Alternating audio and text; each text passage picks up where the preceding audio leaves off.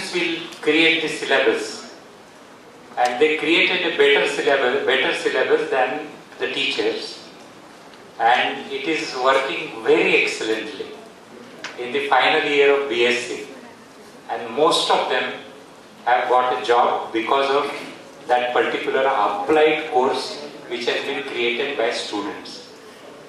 Creating your own syllabus. We have got the course syllabus for the undergraduate veterinary science and animal husbandry is more focused towards the clinical one, but not towards the livestock production. The major setback for preparing the graduates for the material, so that needs to be revised. one point that throughout the conclave was about higher education, but how could the extension education where young people would be available in the village itself to advise farmers, because this your BSc agriculture is not going to go to the village and advise the farmers. So that's why I think all the vice chancellors should really think about introducing either as a skill program or as a certificate diploma program, so that, and then we can motivate the corporates to employ them.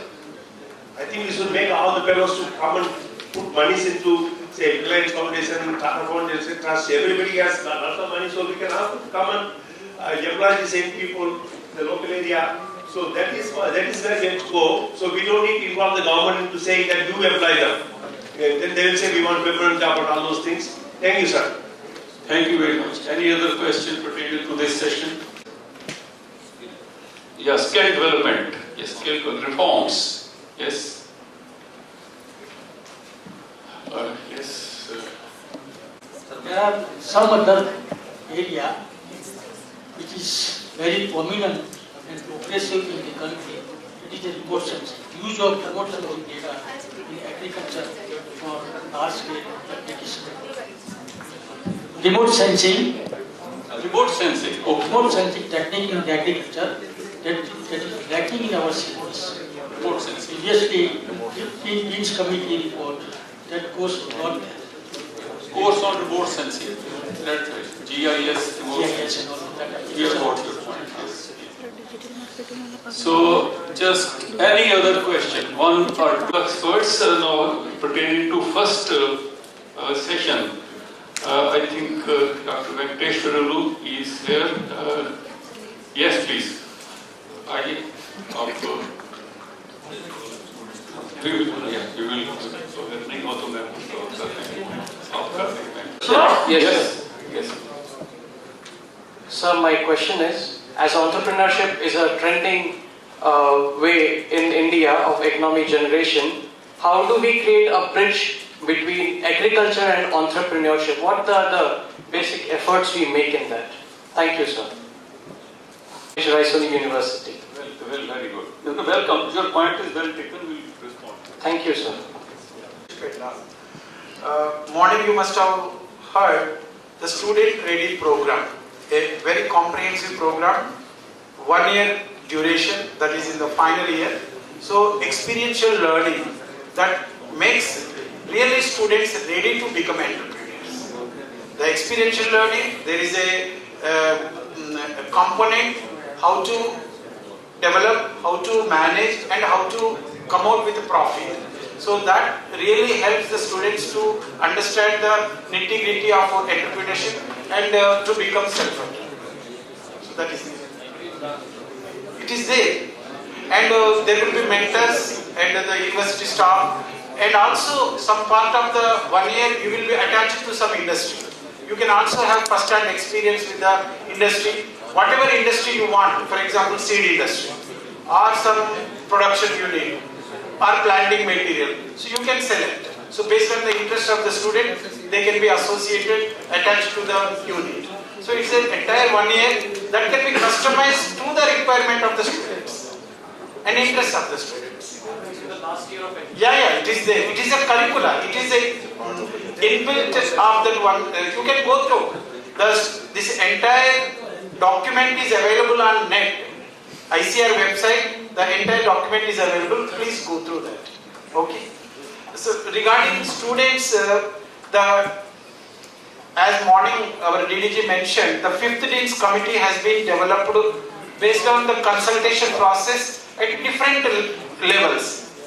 Each college, they had an interaction with the staff, students, and again the deans of each subject, they had a meeting. So at college level, at university level, at national level in ICR. So we made a 3-step process so that all the inputs have been captured and incorporated. That's why the committee name is given after Dean's Committee.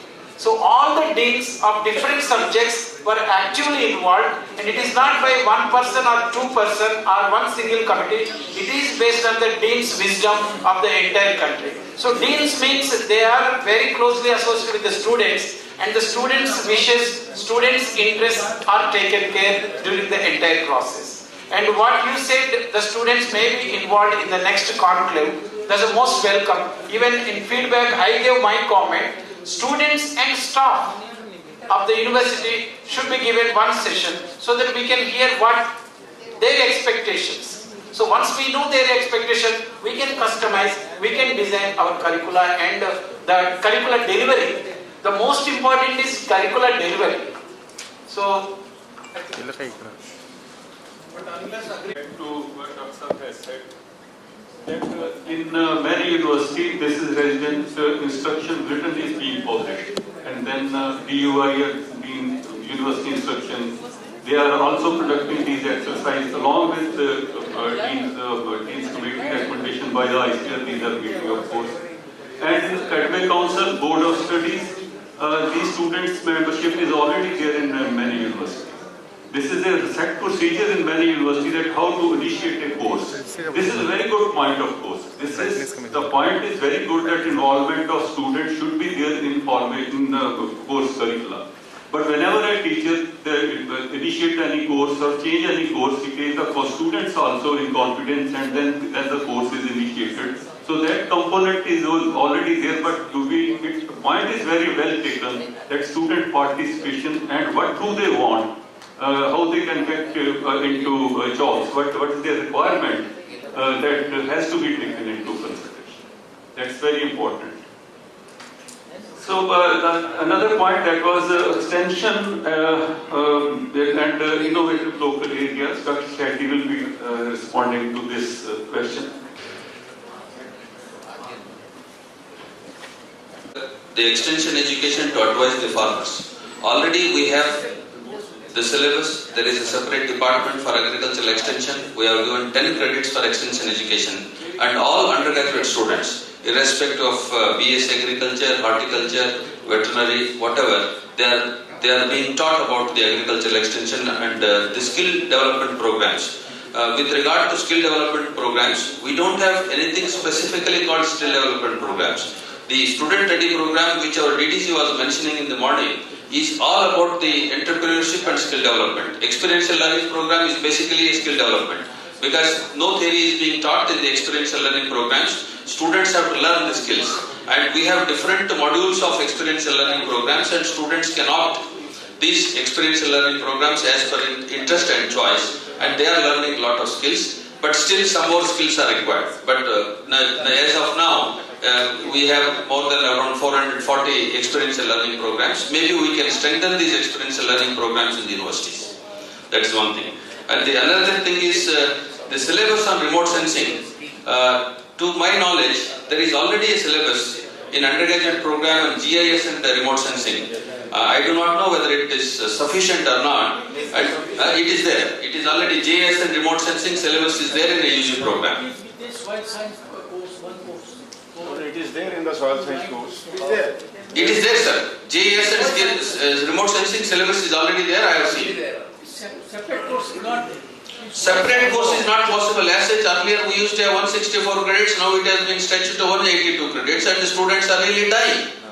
It is not possible to still stretch the number of credits. In fact, we have to reduce the number of credits. Earlier, what we had 164 credits itself was very heavy, and now another 20 credits have been added. Because of the student ready and experiential learning programs, it is really not wise to have too many credits. It is already there. Syllabus is there. Undergraduate level, that much of knowledge is more than enough. What I personally feel. because we learn many subjects. Then one more question of Dr. Kumar, just like paramedicals, diploma holders, can they work in the field? In fact, in most of the agriculture universities, diploma courses are started, certificate courses. Earlier we started certificate courses of 1 year. There was a problem because they were not fitting anywhere. Then we switched over to 2 years diploma courses. And then these 2 years diploma courses, it is not for the purpose of creating government jobs. Because in my university, I know when we had 3-4 batches of diploma students, there were almost 300-400 in number. When our agriculture minister visited the campus, they all went in a mob and then asked, then what is our job prospectus? The minister very flatly told, we have made you to learn certain things so that you can have your own entrepreneurship, not for giving a jobs. If you think that it is for job, it is your wrong conception, then don't come for diploma courses. Diploma courses are made not for jobs and they should not depend on government jobs. But one thing I tell you, the diploma holders, they are finding a better placement. Private companies prefer diploma holders over agriculture graduates. Because any agriculture graduate, I know as a dean in the college, I conducted a number of campus recruitments. And no agriculture graduates used to go for any company which was offering less than 25,000 rupees per month. While these diploma graduates, they were prepared to go even for 10,000. Private companies, they said that whatever the job which BSc agriculture graduate is doing, these diploma holders are doing, that is enough, and we want only diploma holders. As of now, no diploma holders probably are not unemployed. So private companies prefer diploma holders over agriculture graduates.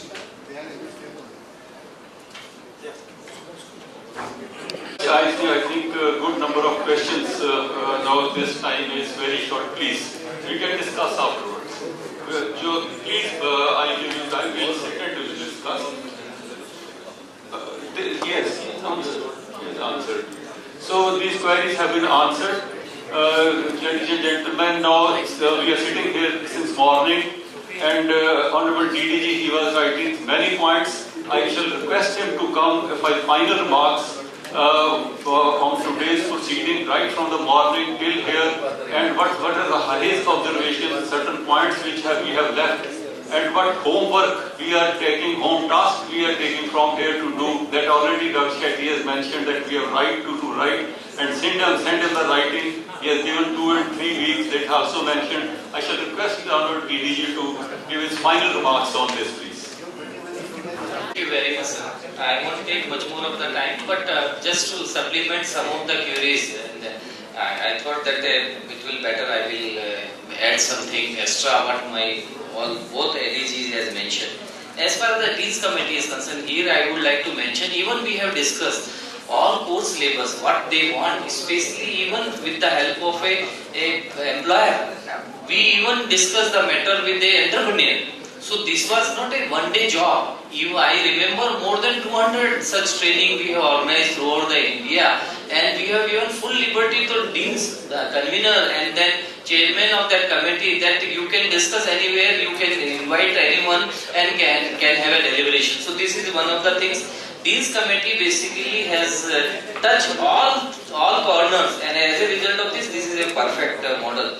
Somebody asked that why 180 credit hours? Because Government of India is signatory for Washington Accord, and it will be mandatory on our part that we are supposed to have in line with our course syllabus what it is available at international level.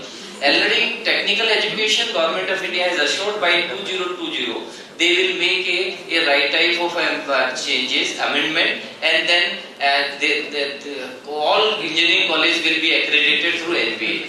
In the same line, we also interested to have same type of a philosophy what the technical board has taken into consideration. That's why we have enhanced our credit hours from 168 to 180 or 182 in many cases. Extension education course, it includes each and everything. Because extension education has got a more than 25 different definitions. But for our country, extension education means it is a type of a mechanism whereby you can have a technology transfer. So we have included, it was a really wonderful course we have designed. I still remember I have discussed this this course with many eminent scientists of extension group, and they said that a systematically technology assessment, technology perfection, demonstration, and then application, capacity building, we have included each and everything. I don't need that there is any need for further such changes. As far as the remote sensing is concerned, even in agriculture engineering we have kept this course. There is a separate course for remote sensing and it is available in agriculture engineering. For agriculture we kept in the soil science department that we have done.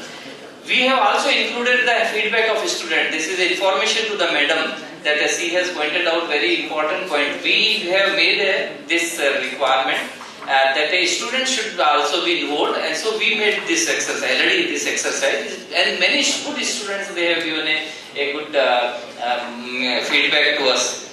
And it is not the end. What I would like to urge to, and I will conclude my statement, that every year we used to have a review of the 5th Deans Committee. Last year, separate meeting we kept for all deans. And one committee, meeting we held with the agriculture deans and horticulture deans. Second meeting we held with the home science dean and fishery dean. And one exclusively meeting with all engineering discipline we had. So every year this will be a regular features. In case if good feedback is coming, then we will definitely try to include it. But I can say that at present, this includes all basic fundamentals and all things which is required for the development of agricultural graduate. I won't take much more of the time. Thank you very much for giving me this opportunity. Yes, on the onset, I once again thank each one of you, the chairman of every session, the convener, co-chairperson, the speakers, who took great effort in making this conclave a great success. It would not have been possible if you all would not have done your job the best way. I once again, being the host, thank you all. I would just like to make a short announcement of what we have planned to go ahead. We break for 25 minutes, and after 25 minutes I request each one of you to please come back to the hall. We have arranged soothing musical evening for all of you. After the tiring day, I am very sure once when you listen to these music, everything will be soothing. You'll all have a good sleep, followed by a dinner. We have a networking dinner arranged. So I earnestly request each one of you to please assemble back after 20 minutes so that it is not delayed for dinner and you can go back to bed early. Tomorrow morning, the breakfast would be served at 8 a.m.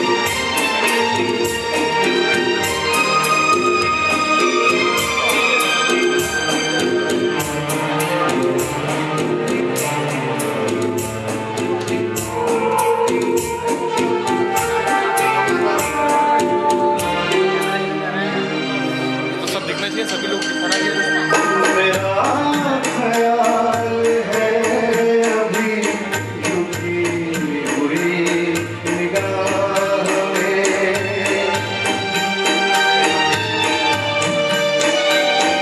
खिली हुई हंसी भी है कभी कभी सिंचाई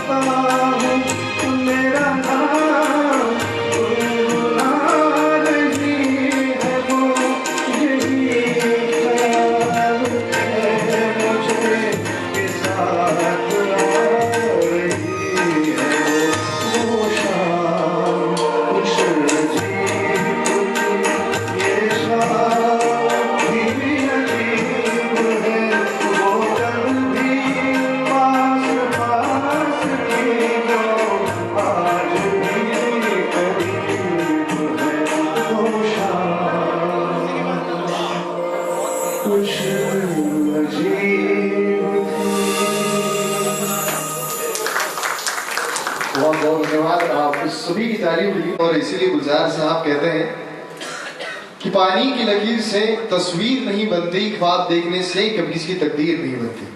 पानी की लकीरों से तस्वीर नहीं बनती, ख्वाब देखने से कभी किसी की तकदीर नहीं बनती। ये जिंदगी तो बस एक बार मिलती है, ये जिंदगी तो बस एक बार मिलती है, इसका हर पल खुशी से जियो क्योंकि जिंदगी बार बार नहीं मिलती।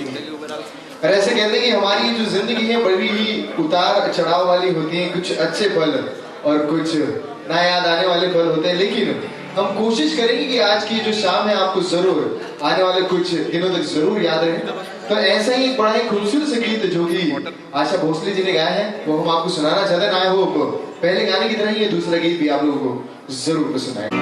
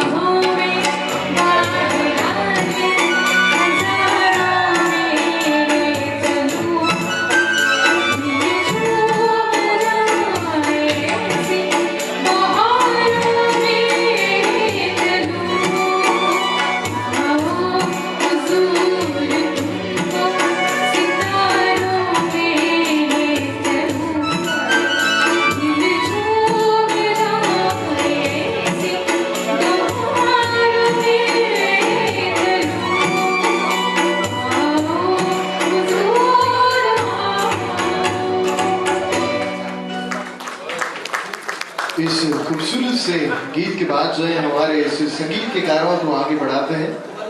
मैं हमेशा कहता हूँ कि वक्त के साथ साथ, जमाने के साथ साथ ना कई सारी चीजें बदल गई और हमारी दुनिया इतनी तेज हो गई शायद हमने सोचा भी ना। धोती की जगह पर जीन्स आ गई, खतों की जगह पर ईमेल्स आ गए, लैंडलाइन की जगह पर स्मार्टफोन आ गए और बस दुनिया ना अभी उंगलियों में सिमट सी गई। बावजूद इसके हम संगीत से जितना प्यार करते थे उतना ही प्यार आज भी करते हैं और शायद यही वजह है कि हम सब लोग यहाँ पर इकट्ठा हैं।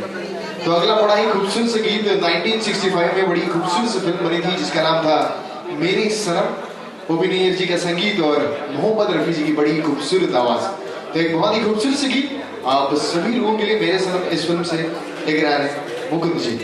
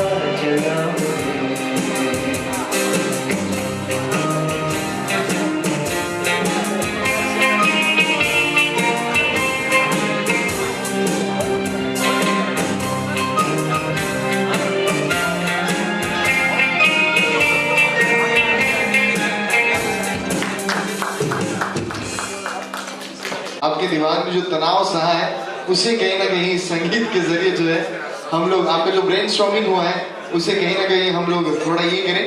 एंड इसीलिए अगर आप लोगों की कुछ फरमाइश हो, अगर आप लोग कुछ सुनना चाहें तो हम लोग उसे जरूर कहें ताकि हम लोग आपकी जो फरमाइश है वो जरूर पूरी कर सकें। अगला बड़ा ही खूबसूरत सा एक गीत जो कि मोहम्मद रफी और आशा जी ने गाया है एंड आज की इस शाम वो बड़ा ही खूबसूरत सा गीत आप सभी लोगों के लिए।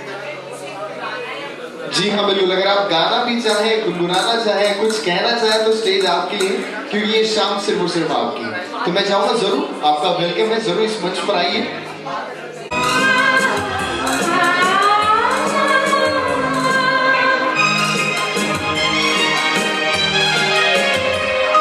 ज़मीन से हरिया आसमान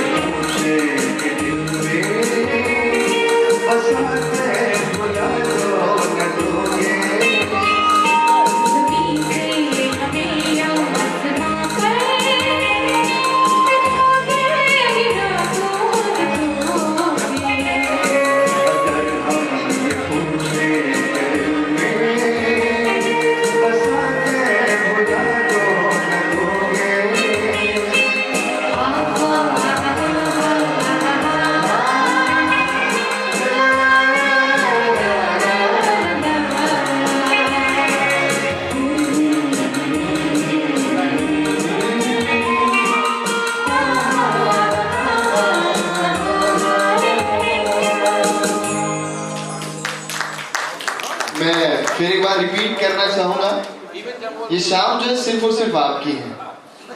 तो अगर आप में से कोई गाना चाहे, गुनगुनाना चाहे, और अगर आपकी कोई फरमाइश हो तो जरूर आप मंच पर आए।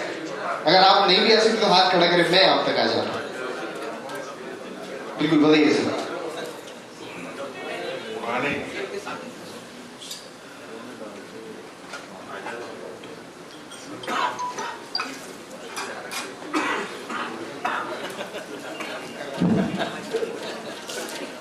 तो चलिए इनकी फरमाइश भी हम पूरी करेंगे, लेकिन उससे पहले 1970 में बनी एक फिल्म, 1970 में फिल्म का नाम था कटी पतंग, किशोर कुमार जी की आवाज, और मेरे ख्याल से आज की इस शाम पर वो गाना बिल्कुल सटीक बैठेगा। आर.डी. बर्मन जी का म्यूजिक है, और आई होप आप लोगों ने गेस कर लिया वो गाना कौन सा है। अगर नहीं किया तो कोई बात नहीं, मैं मुकुंद जी को बुलाता हूँ और ये जो सस्पेंस है वो हम खत्म करते हैं।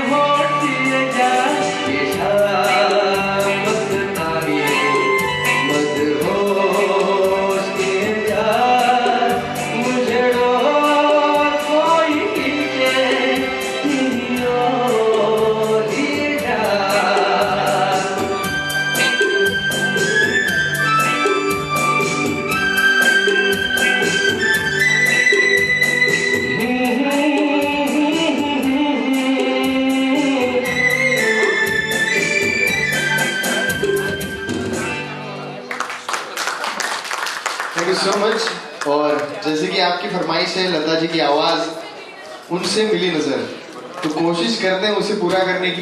एंड बिल्कुल मैं आता हूँ आपके पास भी एक गाने के बाद। तो मैं शशि जी को बुलाना चाहूँगा, एक बहुत ही खूबसूरत से गीत जो है शशि जी फिलहाल आपके सामने लेकर आए।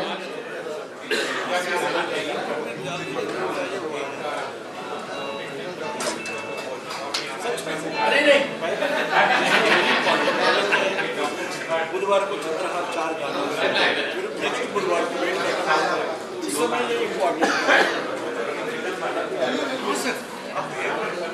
अरे नहीं हो तो सारे में पता नहीं मैं like this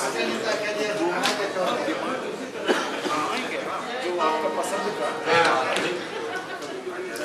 even wife can't understand after 20 years you will understand Shreya Ghoshal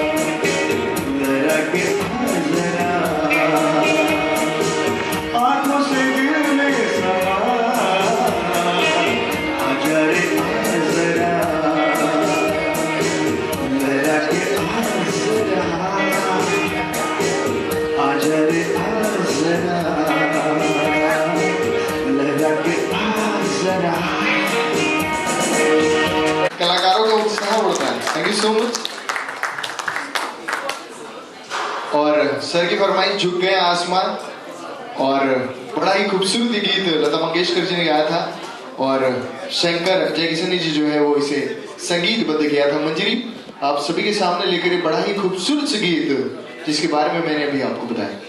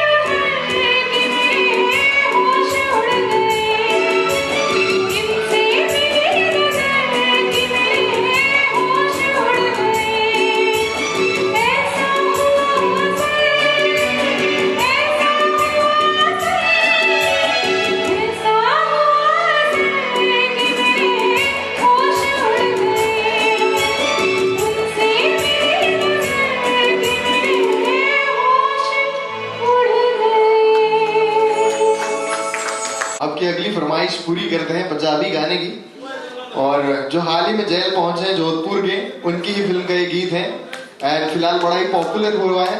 and जिस फिल्म ने मेरे ख्याल से 100 नहीं 200 नहीं 300 करोड़ के ऊपर बिजनेस कमाया, और हाल ही में वो फिल्म जो है वो रिलीज हुई थी, तो उसी फिल्म से बड़ा ही खूबसूरत से गीत दिल लिया गया। तो शशि जी जो है ये पंजाबी गीत आप सभी के सामने लेकर आ रहे हैं आपकी फरमाइश के लिए। शशि मेरा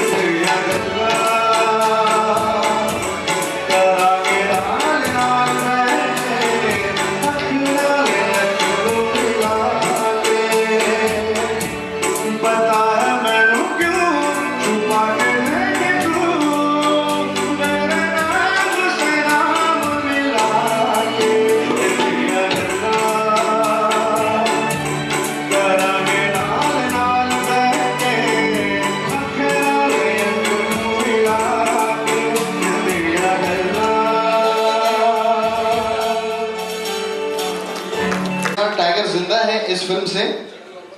वैसे सलमान खान तो जोधपुर पहुंच गए, लेकिन हमारे पास पहुंचे कई सारे ऐसे किस्से जिसे शायद आप लोग टीवी पर, व्हाट्सएप पर, फेसबुक पर देख रहे हैं। तो ऐसे ही एक मैसेज मैं आपको बताता हूँ कि जोधपुर के हिरन इतने कमाल के कि वो टाइगर का भी शिकार कर लेते हैं। और जो कभी खबरों में नहीं थे, आसाराम बापू अचानक से खबरों में आ गए। अगर आप लोग कई सारी साइट्स फॉलो करते हुए तो एक से बढ़कर एक कॉन्वर्सेशन आसाराम बापू और सलमान खान की आपको सुनने को मिलेगी, जिसमें वास्तविकता कुछ भी नहीं। तो और एक पंजाबी गीत आप सभी के सामने हम पेश कर रहे हैं, हिना इस फिल्म से चिट्ठी। और यही गीत लेकर आप सभी के सामने जो है मंजीरी आ रही। बहुत ही खूबसूरत गीत है एंड आप लोग को जरूर पसंद आए।